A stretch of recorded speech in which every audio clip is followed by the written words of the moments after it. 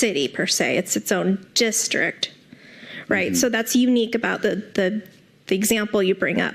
Okay. But to answer your question also, something like a museum, I can see where you're asking the question, like, what if something doesn't pencil out? And the answer is, there's maybe a cultural benefit or another benefit. So we might have policies that sort of talk about those types of approaches too. You have to support it. Does that make sense? So I'm saying it could maybe even be looked at as like a surplus. Okay, it's starting to make a little bit more sense. I'll continue to just dwell on it a little bit. And sure, come back. No problem.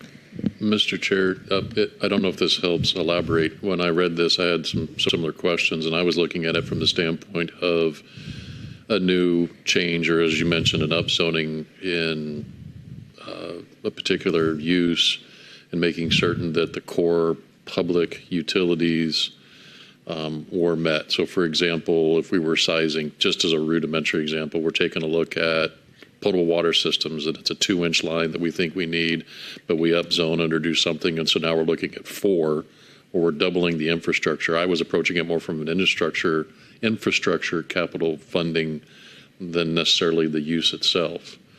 So I don't know if that helps clarify, but my question was, how is that assessment triggered automatically if a land use element, or can it be, for lack of a better way to describe, foisted onto the city if somebody challenges?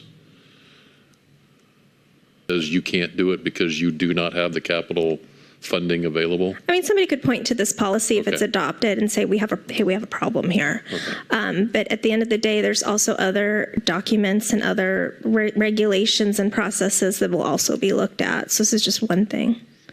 Yeah, again, my experience has been when we get to this kind of language, it's helpful and certainly useful for proper planning, but then there's also the other side of the coin, which it's used to interfere to otherwise frustrate certain land use element changes. So, Mr. Chair, thank you. If I may interject quickly.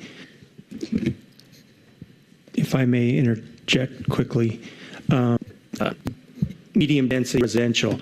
So one of the things that we had to assess when we did the comp plan update was, are there changes to our capital facilities that we would need to make in order to allow this? And in the case for most of our capital facilities, at least in regards to like water and sewer, we're really well set for